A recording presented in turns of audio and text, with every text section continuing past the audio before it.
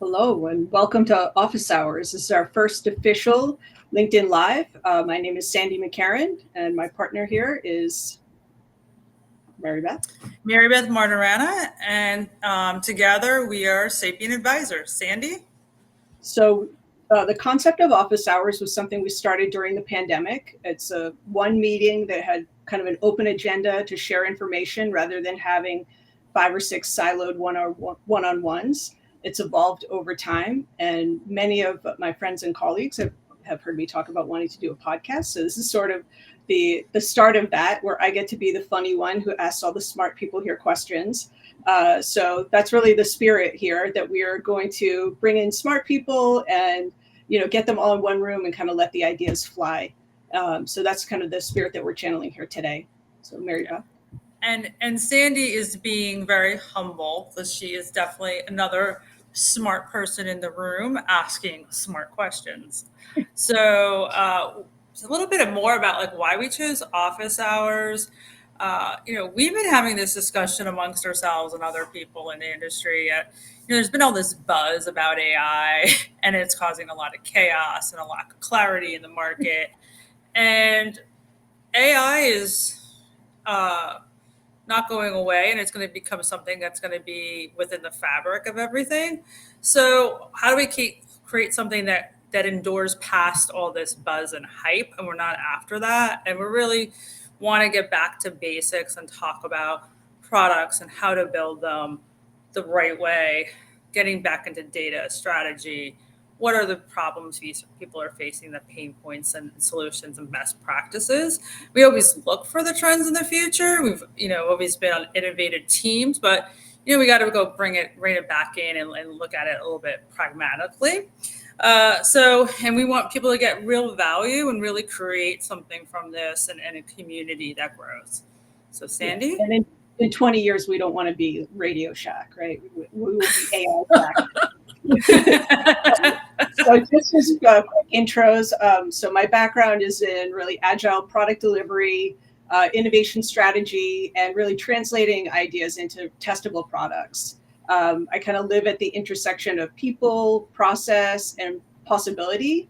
And I've always been the bridge between technologists and businesses and tech. So, and Mary Beth and I met back at Moody's Analytics. So I'll let her tell her a little bit about your background, and we can talk about our origin story. Yeah. I had the pleasure of meeting Sandy back at Moody's Analytics, and I've worked always in product strategy, in finance, data, and AI for institutional investors and capital markets, building data-driven enterprise solutions. And I was very lucky in my career and starting like 20 years ago, getting to work with machine learning engineers. Little did I know where that was going to lead me today. And everything, I always do is really looking at the voice of the customer and the problem, the pain points we want to solve.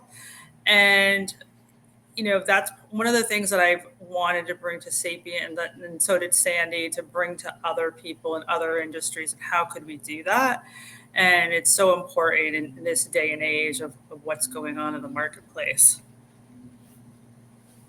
Yeah. So little do we know, back in 2018, that this is where our origin story began. I was leading the PMO at the Accelerator, which is a team part of Moody's Analytics. And basically, we had an idea. We had a machine learning team. They were mostly PhDs who were starting to come into the business world and didn't really know how to build out products, but they had a lot of great ideas and a lot of great thoughts about data. I think Mary Beth started by having some conversations with a few of the guys over there, and that turned into our first design sprint. I was kind of workshopping it as a way to accelerate some of the product build that was happening, some of the ideas, and also a way just to really validate a concept for a product before you go out and spend $5 million for it. So Mary Beth, I think we want to talk a little bit about Project Raven. Yeah, a little bit, it's always interesting to me, having done product strategy and working in innovation teams. I always tell people to talk to their engineers and you get great ideas from them that you never even thought about.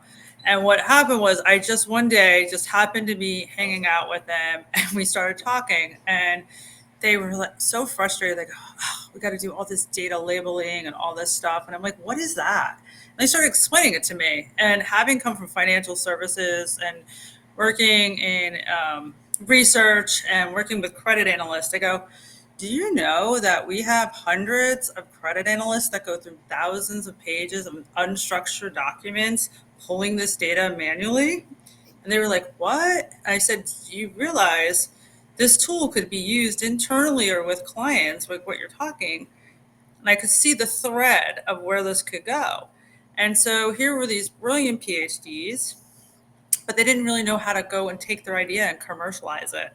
So that led to us having discussions, and Raven was born out of that. And it was a proof of like, you need the strategy with smart people in the room from all parts of the organization, and doing some of the techniques that Sandy did. We were able to go something that would have taken 3 years to deliver. We delivered in 5 months. Right. And so the other critical piece of this was just the people. And all of us were working on other projects. This was not anything that was sanctioned. We all just were very curious. And I think a lot of creativity went into how we were going to get this across the line. So we didn't have a budget or sign off to work on it, but we all did have a lunch hour. So every Friday we sat in a conference room with our lunch and we worked through a lean canvas and built out the idea. We talked to different subject matter experts. And when we had a team meeting, we actually pitched the idea as part of a group contest, and we won. And the prize was for us to do an actual design sprint, which was the first one that was run at Moody's. And it was something that was very successful, to the point where the head of one of the data divisions asked us when his team could get a login to the prototype, which I think to me kind of proved everything. It was, validated in a week.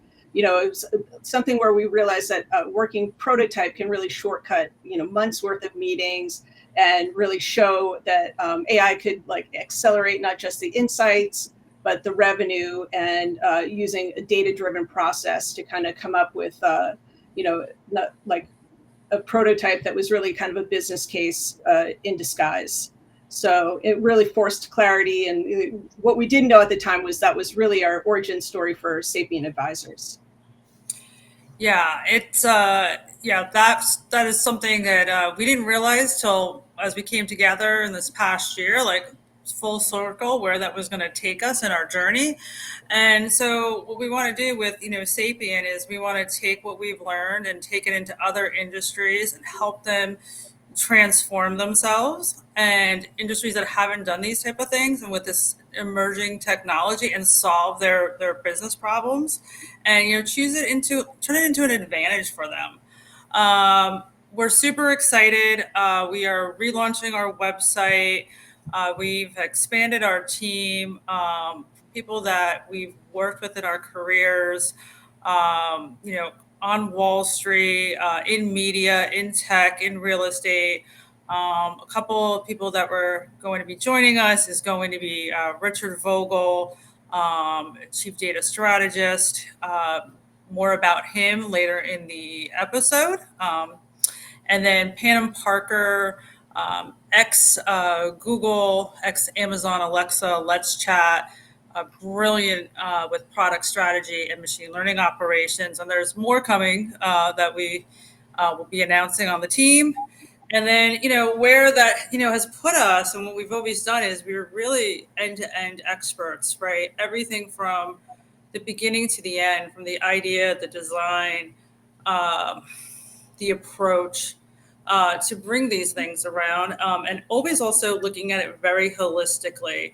What we've always say to people, yes, we have a product and a strategy, a business strategy, but how do we support that also with the technology? And then everything comes from that business strategy, and it's the data. So what we need to do to deliver value, it's the data and the AI and the UI equals that value and that experience. And also we want to have these things scale, and we want to do it with integrity and be responsible in the innovations that we deliver.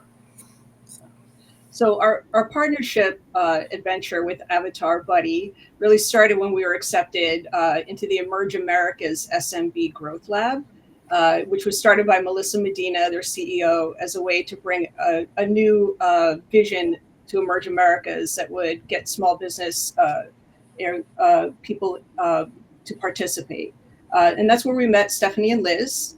And we kind of thought it was a perfect partnership. They're fellow female founders solving real problems. It aligned perfectly with our ethos of smart partnerships, shared values and IP, mutual growth, and not a ton of overlap in our company missions. So, great partnerships are never just about the technology, it's the people and working together. So it's about trust, vision, alignment, and I think we have all of that with the current company here. So that kind of wraps up our kickoff. And with that, this is what office hours is all about, kind of pulling back the curtain, sharing what's working, maybe what's not sometimes, and spotlighting the people who are really building out the future. So with that, Mary Beth, can share more about our session today with Avatar Buddy. Great. I want to, thank everyone so much for joining us and taking your time. And I really wanted you to get to know Stephanie and Liz from Avatar Buddy, have them introduce themselves, have them share about how they started Avatar Buddy. As Sandy said, we got to know them more earlier this year. And I'm extremely excited to have them here with us as we kick off office hours. Stephanie, Liz, please introduce yourselves and tell us how you guys got started. So thank you for having us here today. I think that it's indeed a pleasure and a privilege to be the first guest. I always feel like the inaugural guest is always one that's highly valued, and there's an additional level of trust and intimacy because you're going off and you might make a mistake, and being able to have somebody in your space that won't criticize you or make you feel uncomfortable, I think is key for partnership, and when you're launching, to get the right support. So I started Avatar Buddy in 2016, when I was trying to solve a simple problem, which was how to help people be the best version of themselves. And can we do this with technology, since there don't seem to be enough human mentors to go around? And Liz and I worked together before Avatar Buddy back in 2012, 2013, where we turned around the project. And when her daughter was about to go to University of Miami, we reconnected. And I always thought, wow, it was a great and fun time to work with Liz, and continues to be fun. Um, it's rare that you find people that you can have deep, intense conversations with, and then still end the conversation with a laugh, and getting things done really quickly. I feel like she plugs the holes in my logic, and complements me in a way that helps amplify my ability to really view the future. And so super excited when Liz decided that she was going to be a co-founder of with Avatar Buddy in 2024. And since she's come on, we have definitely turned around and leveled up, and we keep leveling up. And I think the most recent level up was the quickest we've ever done. We did it in 6 weeks. And so just testament to, when you have great partnership, how quickly you can go. And just a quick background. I was CIO of the Children's Trust before I started Avatar Buddy. And prior to that, I did corporate IT quality, where people and processes intersect to produce low defect software solution. And I always say low defect because there's no such thing as no defect. We just might not have found the defect as yet. Well, thank you, Stephanie. That was a lot of praise. Thank you. And thanks, Mary Beth and Sandy, for having us. So Stephanie, sort of outlined where we came together. But a little bit about my background to fill this out is I have been in the technology space pretty much my whole career. I'm out in the Silicon Valley, so the hub of the tech space for the most part for the last 30 years. And I have been in manufacturing, supply chain management, and in software for the majority of that time. And I like to say that my skill set really is in translating the information um, that a customer needs. Yeah, I sit at that transition point to make sure that customers and even internal constituents really understand what it is we're trying to do, whether it's with a product or with a service, or how to get the most out um, of their experience. And so I really work on the operational side and create that operational excellence that allows customers to be successful and to get the most out of what they're doing. So that's where Stephanie and I really sort of came together in in this partnership that we have of trying to get the best out of people with AI, how to elevate them, and how to make sure that um, that people don't get left behind. And how do we do that? Um, so that was a little bit about me. Great. Could you give us a bit of a high-level overview of what problems Avatar Buddy is solving for organizations? Sure. So Avatar Buddy is a managed AI as a service company, and there are three issues that companies since the beginning of time have been dealing with. One is they have disjointed systems, so the systems are siloed, or employees are forced to put data in multiple places. We all know that data is like a orchid. The more you touch it, the more brittle it becomes. So you don't want to be touching your data too frequently. Secondly, people spend a lot of time on low value tasks, and by the time they're finished with those low value tasks, they don't have enough time for the high value, higher order thinking task.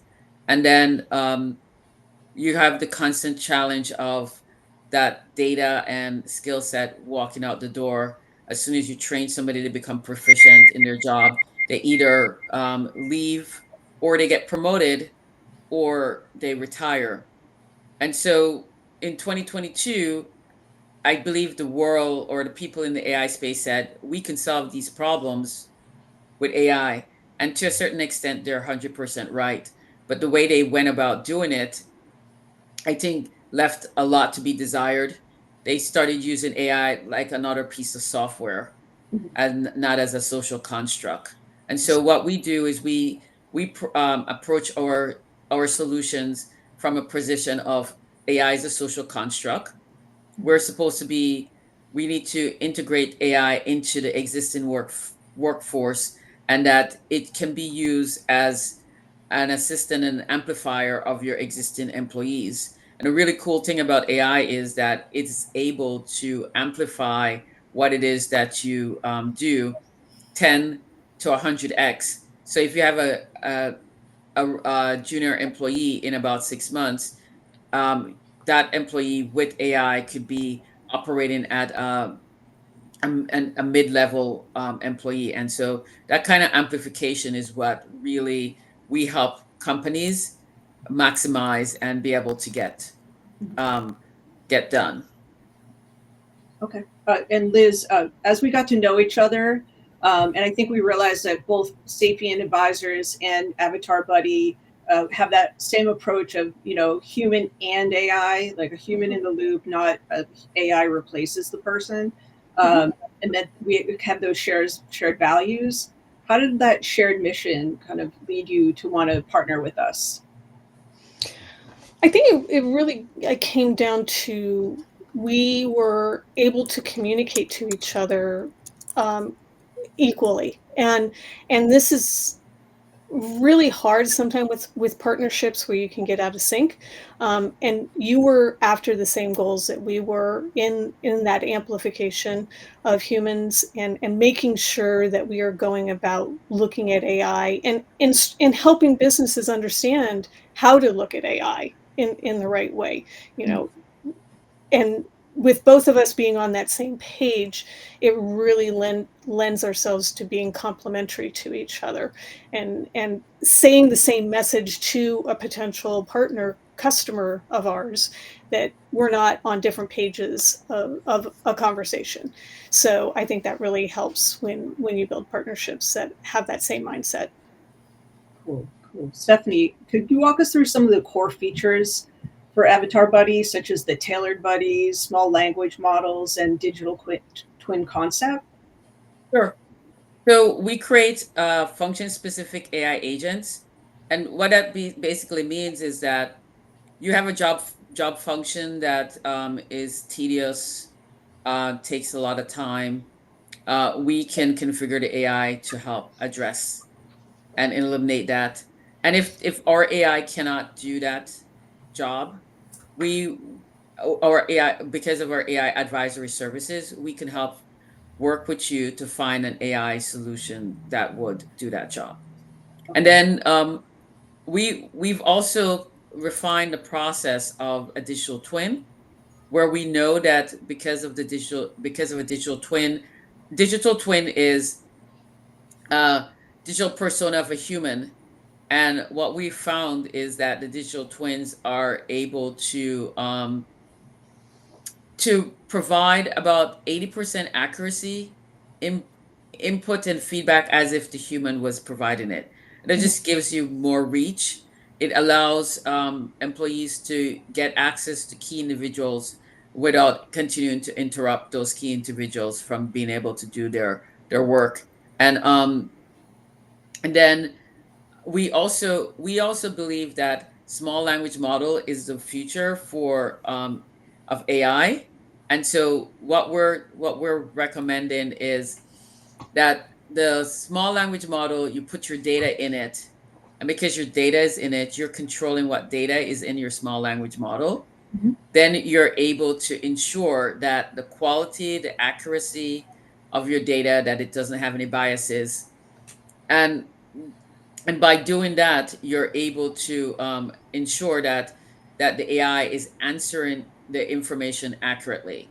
So we provide those services, and then, as I said, we have an AI advisory support. So on an ongoing basis, we help you with your AI strategy and make sure that you're continuing to move forward. And what I really like about this partnership as well is the fact that data is the most important part of AI.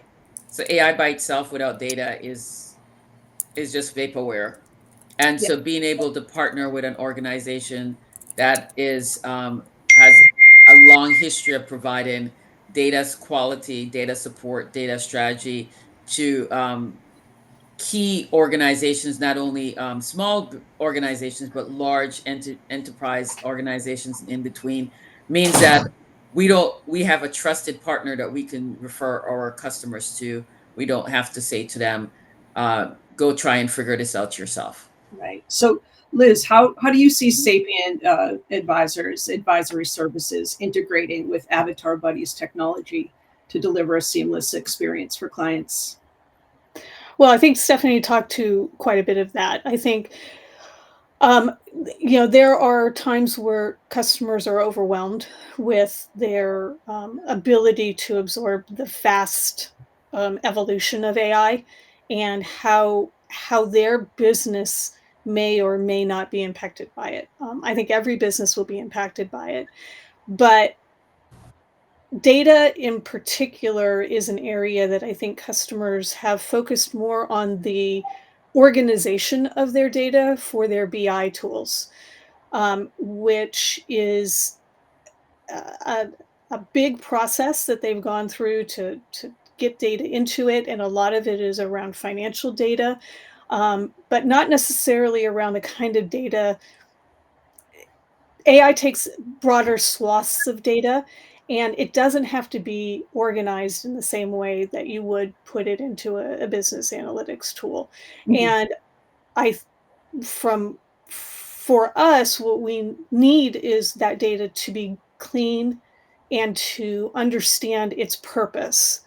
And customers potentially are going to have challenges with that because it's not data that they've traditionally looked at as being something that they need to have clean or understand its purpose. And so um, that's where we see a big intersection with you guys, is being able to help customers look at those use cases that they may have and say, okay, is the data the kind of data we would want to use for that use case?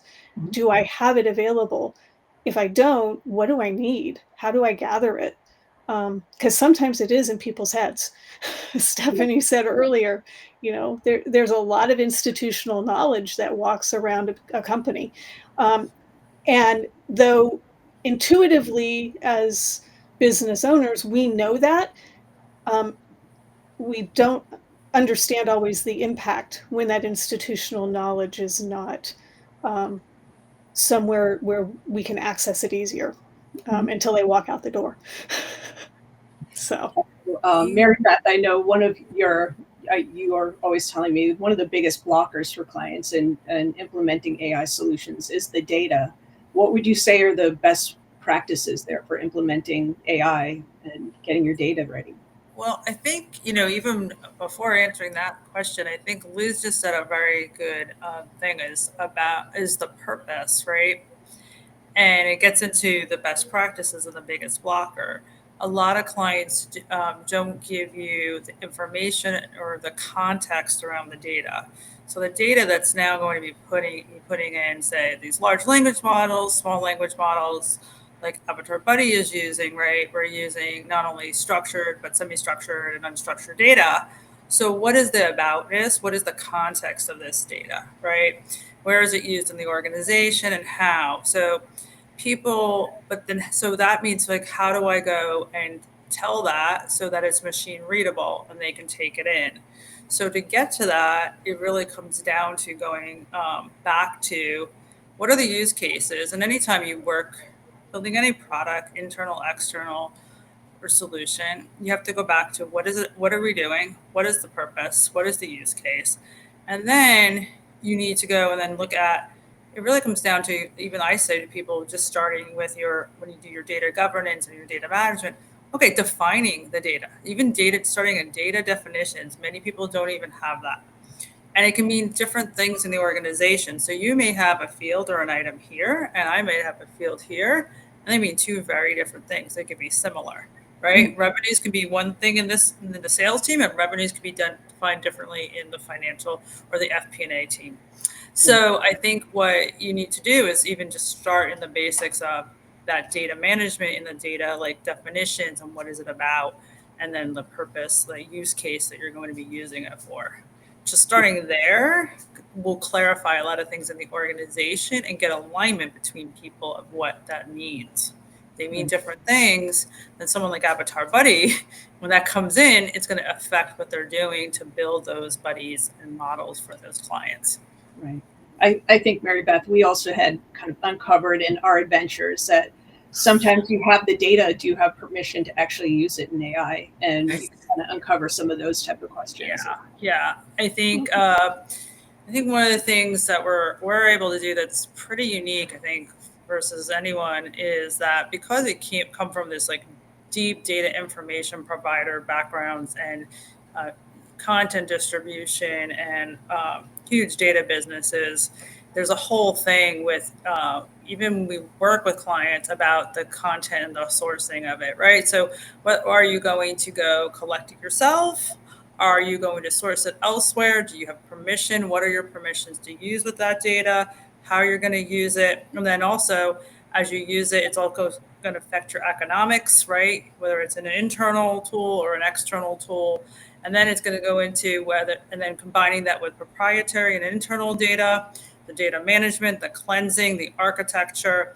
And then what I call, okay, the next piece is that all leads to something, that groundwork you're needed. And then getting into the monetization, whether it's an internal tool, which amplifies maybe your sales team being smarter with looking up prospects and prospecting for new business, or your marketing team, or it could even be monetizing the data on the back end and making data products or technologies that you can monetize outside your organization.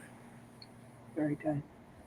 So what type of strategies do you see, will help clients kind of overcome their resistance to adopting any new AI solutions? I think you hear a lot about what I kind of think is a trust issue, right?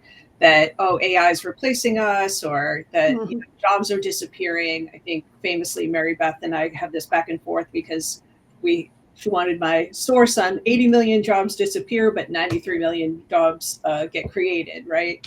I think it's the World Economic Forum saying this. So, what are we seeing as the opportunities in clients as they're going forward to adopt?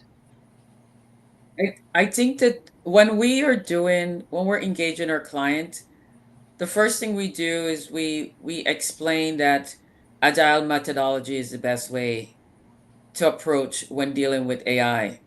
You need to do short, quick sprints, not drag this out, Mhm. because it's in the short, quick sprints that you learn the most, and then you can optimize your implementation. And then we talk about your emotional response to the AI. And I find that that's like probably the most powerful part of the session, where we just stop. And I mean, I just point blank say, when you hear AI, what is your emotional reaction? What emotion surfaces for you? And then I just sit there in silence until somebody starts to share. And usually what ends up happening is that people share in a way that's kind of like cathartic, but also insightful. And then based on their concerns and their fears, and even their excitement, like, why are you excited about this? Because you want to make sure that we're tempering expectations. This is still on a evolutionary timeline. This is like, it's evolved to like what a 3-year-old has evolved to. 3-year-old can walk around, it's cute, he can talk to you a little bit, can do some things, but you can't really just leave the 3-year-old by itself. And that's where I caution. So we still have a lot of evolution to go in this space before we get like solid, fully baked, like the way a mainframe is solid and fully baked, or a web solution is solid, fully baked. And and so so having those conversations from an emotional standpoint is very key. And then I like to ask the employees what they believe are the problems.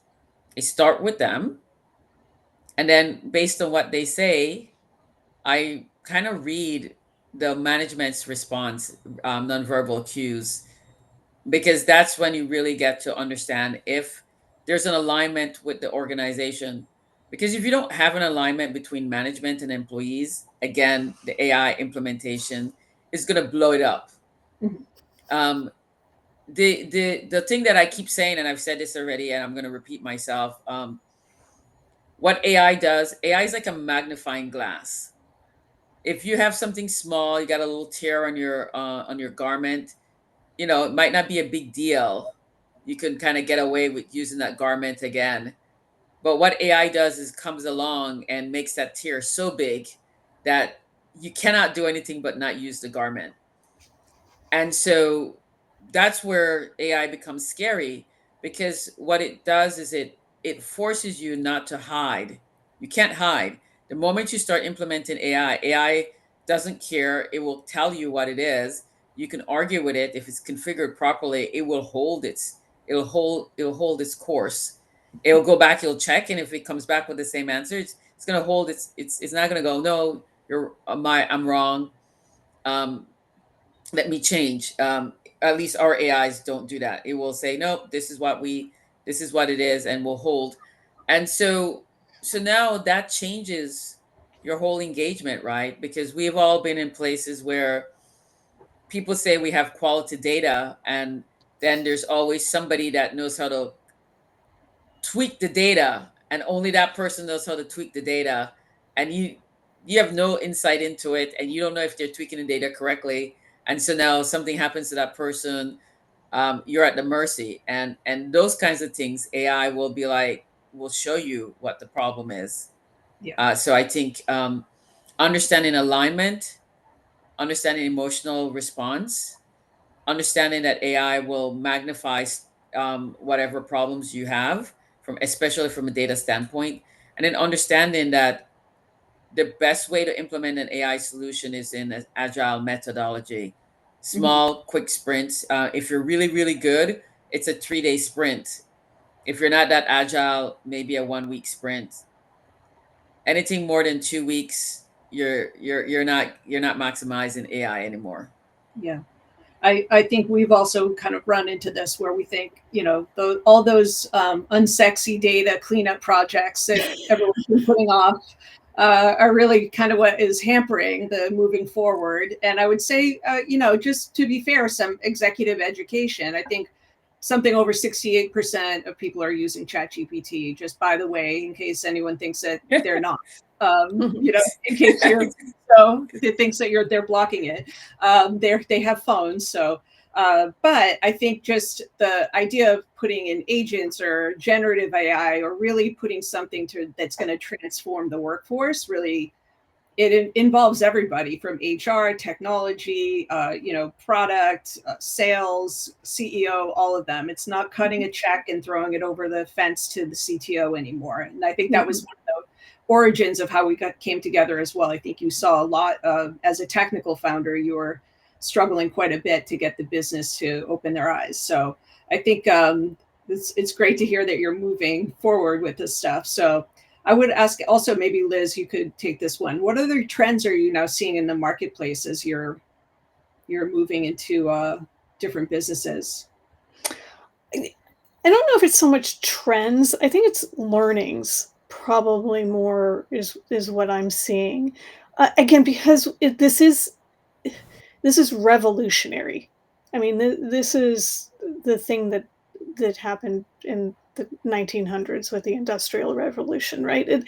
So there's a lot of things we don't know, and as Stephanie said, this is AI is still growing and evolving, and it's only at the age of a 3-year-old. So there's a lot of things that we're learning about, how to make it. I think that one of the things that I had read is computers and programming. We had to adapt as humans to how to program a computer. We had to learn the language of that computer program. So we went and we taught ourselves another language. AI is the reverse of that. AI is we are now making the computer learn us, right? And so I think there's a lot of, to Stephanie's point, there's a lot of emotions that come up with that, but there's a lot of really powerful things that we can do if we understand what we're doing. And so I think it's just a lot of learnings that people are coming back with, and trying to make sure that we are always focused on the human and trying to make sure that we are using it for the good of the human as a global thing, um, and taking each of these sprints, as Stephanie says, because daily new studies are coming out and new information is coming out, and internalizing that and not being afraid of that change. And I think that's the hard thing. And one of the things I like about this partnership is that we are all women. And I think we bring to tech and to AI in particular, I don't want to say specifically empathy, but I think we do have a unique characteristic as women that allows us to bridge that space that wasn't needed in past tech worlds.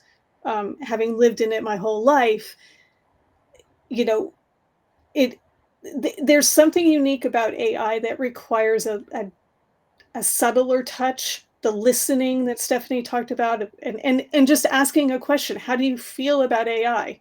So I Yeah. think women founders and women in the AI space, we add a lot of value from a lot of our innate abilities to do things that maybe weren't needed in past.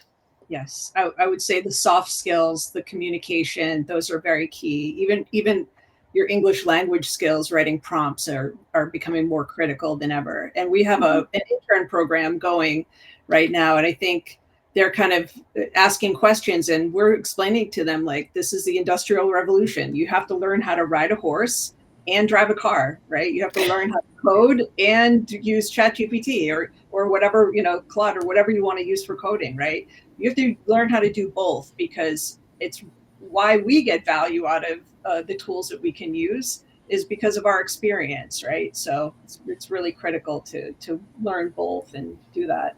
I guess I would also ask, what advice, maybe Mary Beth, you could take this one. What advice would you give to organizations who are considering AI-driven transformation but are really unsure of where to start?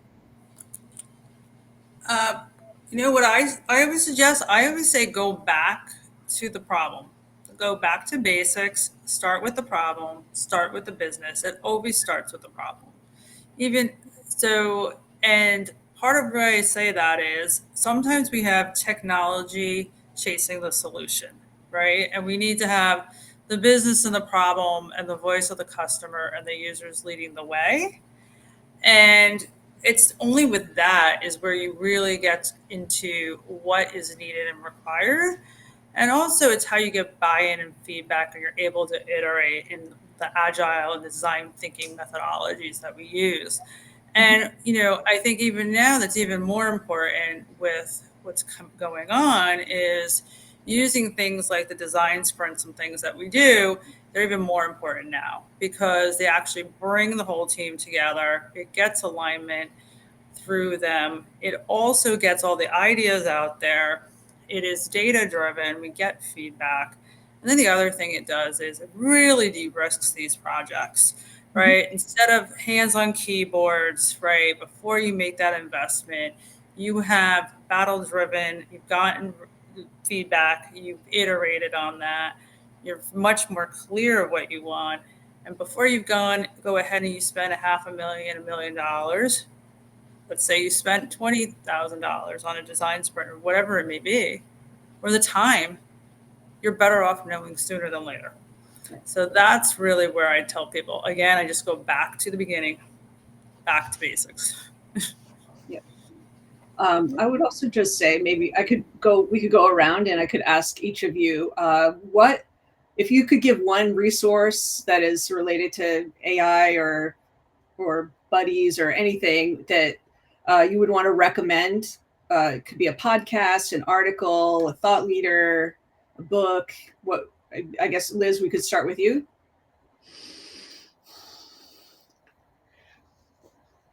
So I think if you can find trusted resources, and there's a lot of them out there. There's a lot of podcasts out there that talk about AI. But I think it's just a matter of keeping yourself open to signing up for the newsletters, for listening to the podcasts, more than it is a specific resource that I use. I try to get a variety of inputs. Dave Burse is someone who I think is really practical, and he comes from a creative background. And I do find that his stuff is accessible, maybe more so than some other more techie type things, because he does come from a more creative perspective. And I think that's the uniqueness about AI, is that it requires people to use their creative side, which is something that we've kind of shoved down for most of us. And it's going to be something that we're going to need as we move forward, that critical thinking and that creativity, because that's where the human piece really feeds the AI. Yeah, so Dave Burse is probably one of the ones as sort of an introductory, and he's really accessible. Yeah, hardest part to replace, in my experience so far, is the creativity that humans have. Yeah. And Mary Beth, do you want to give the question was, what was your favorite resource that you could recommend? Book, article, podcast, thought leader? For myself, what I recommend, and it's something very simple for people who are trying to keep up with everything with AI, and I think he does a great job in breaking it down, is I love the AI Daily Brief by Nathan Whitmore. And every day it's something, it's not just about the technical, but it's about what's happening, what's shaping things. It's even looks at geopolitics. It looks at it from many different angles. And he makes it much easier for people to digest and, learn and not be afraid to like start to wade into the waters. So that is the one that I tell everybody about. That's like the top of my hit list. Cool. Stephanie? So recently there was an article that came out. I don't remember who published it, about Moderno and how they're implementing AI. If you go and you look on my LinkedIn posts, you can find it there. And it was a practical application to AI. And what I found was that it really embraced the concept that AI is a social construct, and the fact that you can't have one AI do everything for you. So the article in summary talks about the fact that Moderna has merged their IT and human resources department together.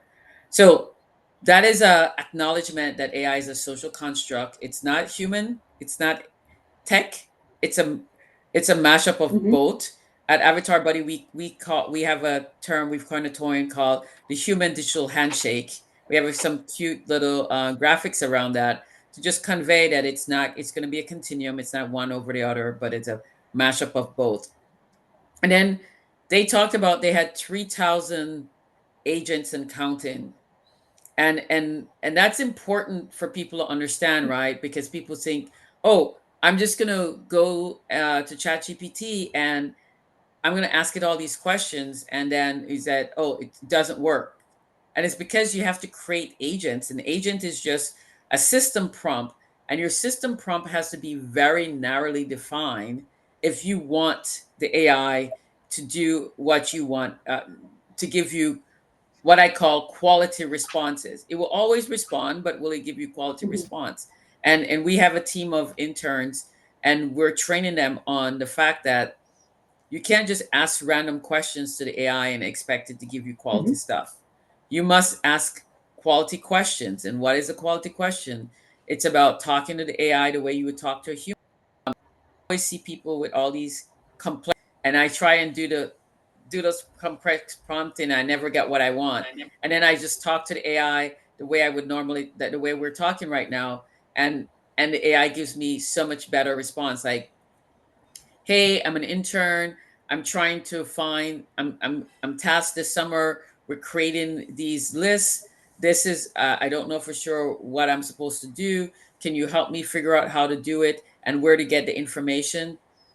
And then after you told it that, then you say, I'm looking for companies that are in the $5 to $50 million revenue range that could use Avatar Buddy, and Mm-hmm. I'm looking in the manufacturing sector.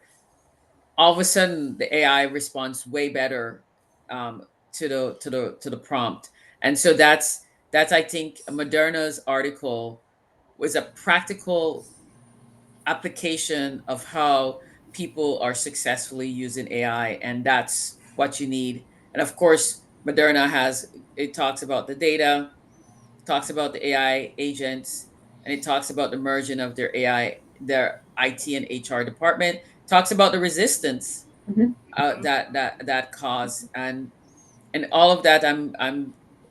We've kind of covered, but it's a good summary of what we covered in in this conversation. People's responses, data cleanliness, data maturity, function specific AI agents that are finely tuned, and asking questions the way you would talk to a human. Yep. I would, just to wrap up our conversation there, I would say my favorite resource is Dave Merwin. He's one of my former colleagues. Been really pioneering using AI practically, right? So, and he has a Substack, so you can find him on LinkedIn and sign up for his Substack. So I'm going to give a shout out to Dave Merwin. I have one question that came in from our audience, so I'm going to just ask that after the panel. As women helping shape the future of AI, How do we ensure the systems that we're building reflect diverse perspectives, not just in data, but in design, ethics, and leadership? That's a good one. Well, what I like to say that women start from a position of empathy. We start from a position of inclusivity, and that we continue to be at Avatar Buddy. We continue to do that. We not only do we have executives that are winding down their career, but we have interns and everybody in between that's informing what we do, how we do it. Mhm. We like to get feedback. We encourage diversity. So, and diversity is not just the physical diversity. I mean, we're talking about diversity. We're not just asking management what the problem is. We're asking employees as well.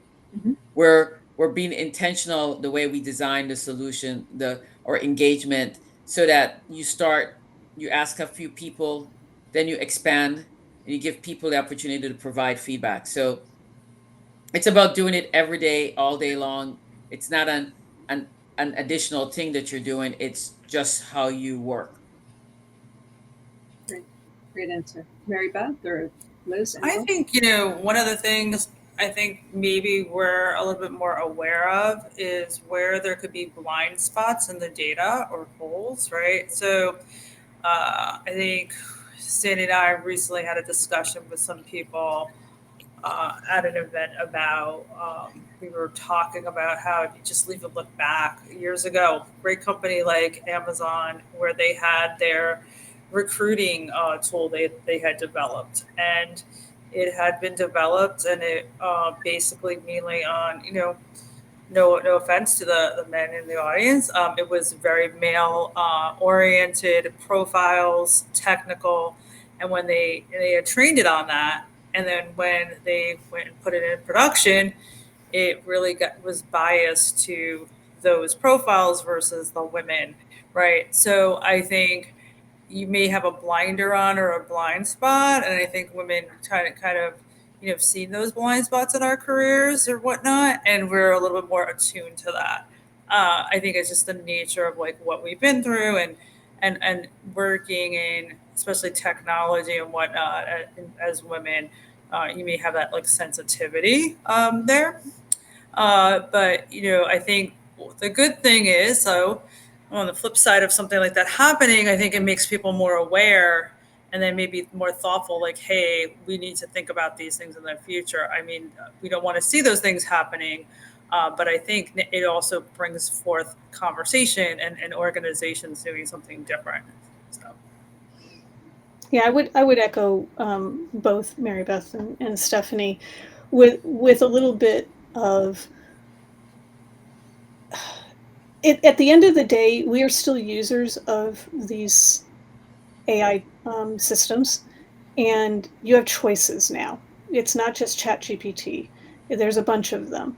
You can make your voice known that there is a problem, and you should make your voice known if there is a bias that you're seeing in the large language models themselves, because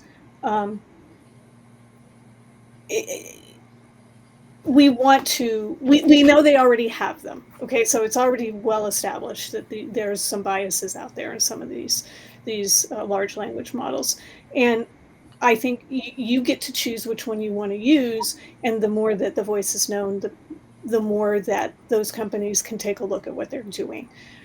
I also think as people move to small language models, it's incumbent as companies that are supporting those, that we talk about those things. Maybe if someone had brought up, why are we only using male resumes to train our our HR system, recruiting system, bring it up, Yeah. voice it, and Mhm. that way you can avoid maybe some of these data gaps. Or if you voice it and you realize you have a data gap, then you can pause and you can say, okay, how do we fill that? How do we change that model? Right. So again, I think everyone has to take an active role, whether it's talking about what's happening in your company with your small language data sets, or an active role in the broader ecosystem of AI with the large language models. Yes. I would say, to just summarize, it's a data gap is going to be a credibility gap if it's unaddressed. So definitely the way to go is to bring it up. I think we're pretty much at time. We're going to use the last 5 minutes just to say thank you to our first guests, Stephanie and Liz. Thank you to everyone who joined. This is a great conversation, great questions, and great discussion. If anyone has suggested topics going forward or guests they'd like to hear from, we want to keep this going, so please let us know. And I think, Mary Beth, you're going to fill us in on what our next episode of Office Hours will be about, right? Yes. Before I talk about the next episode, I'm just going to ask Christine to drop in the comments, the link to the next episode. I also want to thank Christine for supporting us throughout our first episode and making this happen. And also with our interns who have been wonderful, helping Christine make this a reality. So with further ado, the next episode actually is, I think I kind of gave a little foreshadowing earlier in the hour, is going to be with Richard Vogel, and it's all about it's not about the AI, it's about the data, which is the transformation engine to your organization. And Richard comes from a legal and banking background, having worked with large content collection, data collection teams, organizations such as B of A, JP Morgan, Moody's, so forth and so on, managing these teams in India, the Philippines, Costa Rica, working with machine learning engineers of how to get the information from these unstructured documents, particularly, and building large commercial databases with thousands of entities, thousands of data items, and then making that into a productized commercial database that is then used by users for these companies. He's done it numerous times. He is extremely thoughtful about one of the things Richard's really been delving into, which I can't wait to talk to him about, is how do we make and treat data as a strategic asset in organizations. And it's been a really difficult thing for many years. And now more than ever, it has to be. But how do we go and make that happen? It's still not there. And what do we need to push that forward? I think this time is, our next one, anyone who's a business leader, exploring AI and how to bring it into your organization, how to build products, tech, any heads of data analytics and digital transformation, it's definitely a great session for you. Also, in the meantime, we definitely want to take your feedback, just like everything in product that we do and everything we do here at Sapient is we want your feedback. What do you want to hear about? What would you like to hear from Richard? Also, other speakers, other topics. And we're really looking forward to another great show. And again, Liz and Stephanie, thank you for taking this time with us. Thank you to our audience. You've given us an hour of your time, and that your time is meaningful. And we also are looking forward to growing this community. And thank you. Thanks so much. Appreciate being your first guest. Thank you for the privilege and honor. You're welcome. Thank you, guys.